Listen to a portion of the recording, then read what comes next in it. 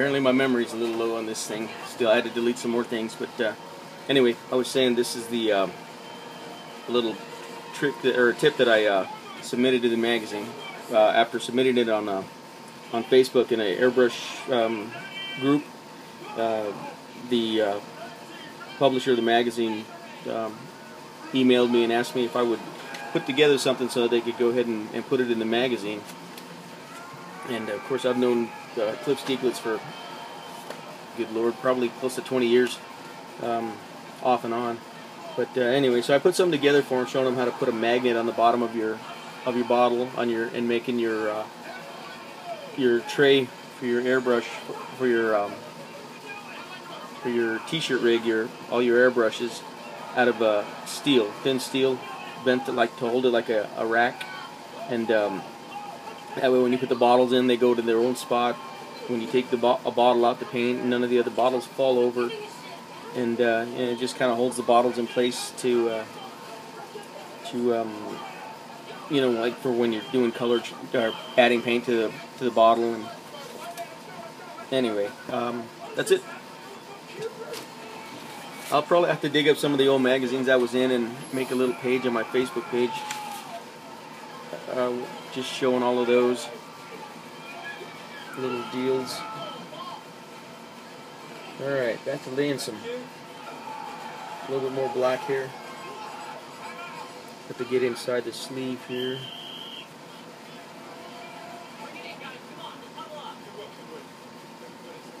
Alright, this is good paper that I'm using. It's the Canson steel gray pastel paper. It's textured on one side and smooth on the other.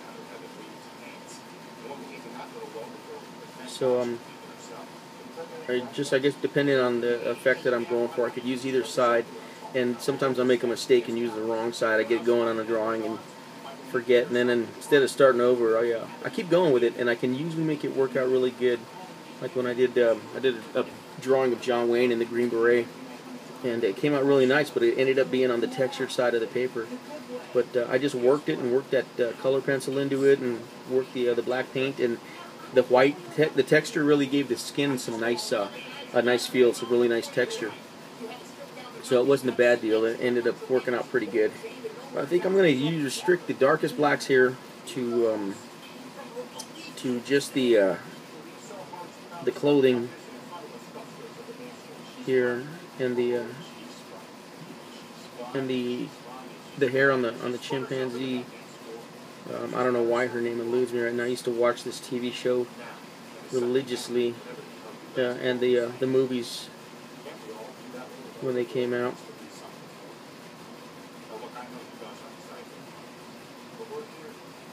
But you see, I'm putting acrylic paint right over the color pencil, and there's no issues at all. And I'm using the Supreme. I'm sorry, the Premiers, the Prismacolor Premiers.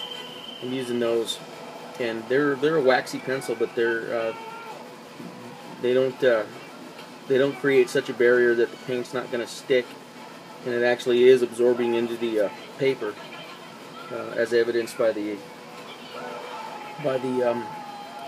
buckling in the paper.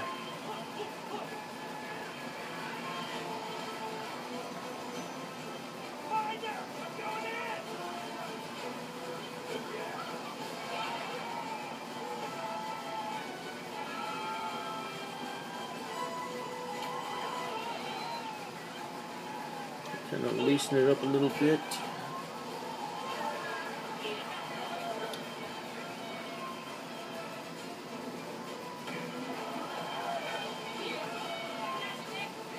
On the ends here, just kind of like a little scribble.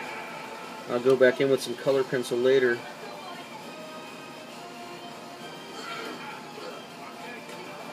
And I'll do a little more work there. Trying to make the transition a little smoother.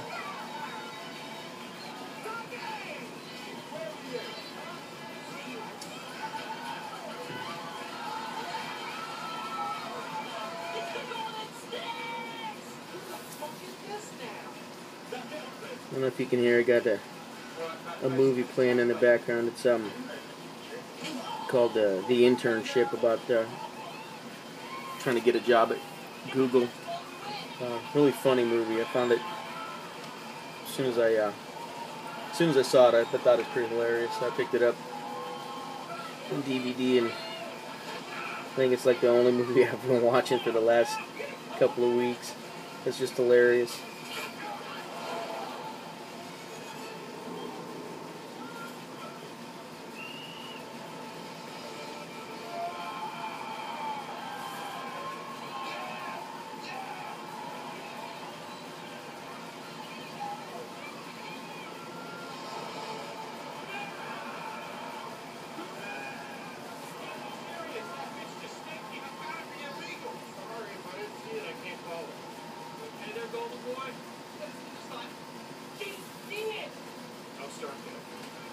I think that's going to do it for right now.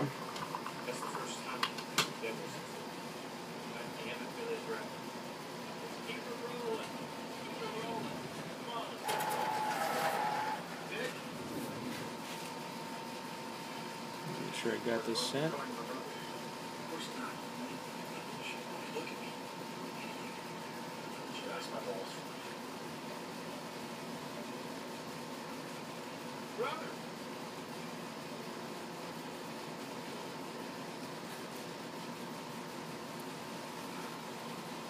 One thing I found was pretty cool is when you lay the black dots on a little too heavy on this gray paper, once they're dry, if you want, you can take I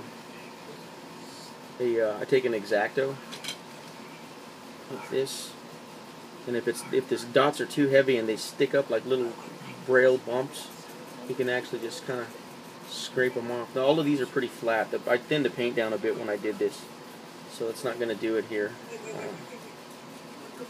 Let's see, maybe a little bit on that. Yeah, see there, that one. Gone. It doesn't leave any marring on the paper. You don't have no divots in there, no loose thready edges. Let's see now, where am I?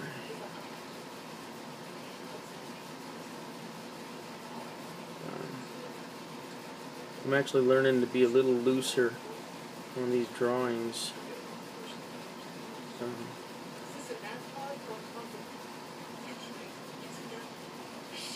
think refining them to the point of complete painting is almost a futile effort when you're doing something like this on paper. I think maybe I'll focus my efforts on with that kind of intensity on a color painting. But I mean, you still get a really good effect with this, even if you don't give it that complete painted feeling. It still has a real nice feel to it. I know I'm bouncing around. There's really no map that I'm using to do this. I'm just kind of like going from a reference and just kind of bounce around where I feel I need to go with it.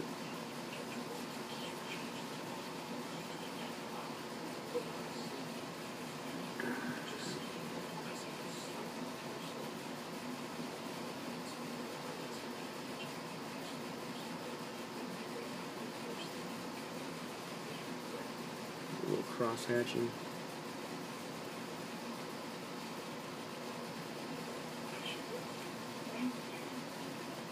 I'm still working on the details. I know I mentioned in my first video about doing like a drawing or a giveaway piece, or some giveaway packages. That's still in the works. I'm still going to do that. So everyone once I put the word out there, I need to get through all these commissions that I've got right now, and I should be able to get these done hopefully by the middle of August. And then once I do that, then I'll start doing the drawing. I want to have that laid out by the end of August, and that way I can get started, do the drawing and everything, and then I will start working on giving away the pieces, the packages. There'll be some prints. There'll be a drawing like this, and there'll be one color painting also.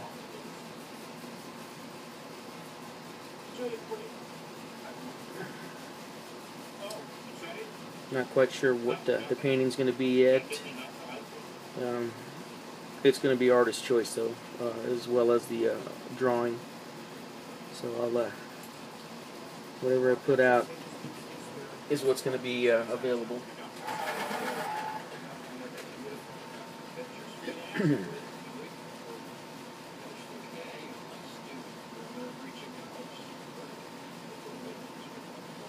Been getting a lot of really nice comments on some of the artwork. I had to slow it down a little bit with the drawings, just because I was actually busy doing a lot of painting. But I usually get a pretty nice response to my new artwork, and I appreciate that. I thank you very much for all of you that have been following me and taking the time to comment or about my work.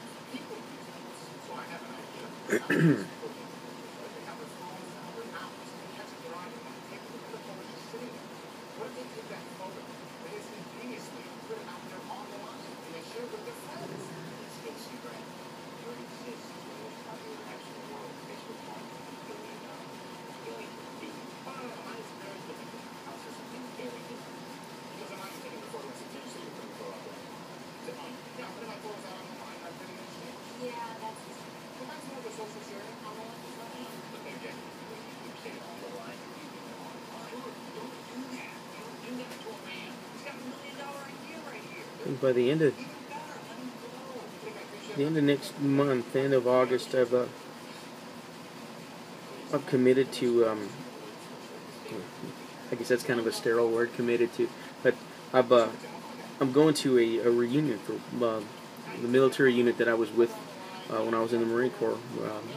I spent most of my Marine Corps career in this one unit, and they decided to go ahead and get together. Well, they've been getting together for a few years now in different places around the United States, and this one's going to be in Omaha.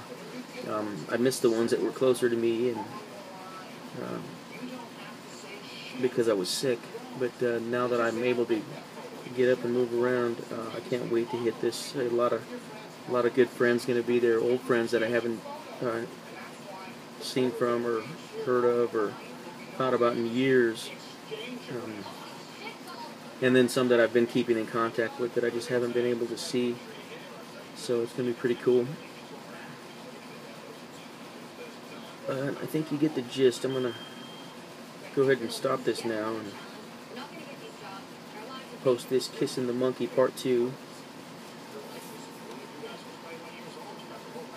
And I hope I was somewhat entertaining. I know it's a little dry. I'm working on it. I'm not quite sure what direction I'm headed with this, but I'm definitely enjoying it, and I hope you are too. Thanks a lot.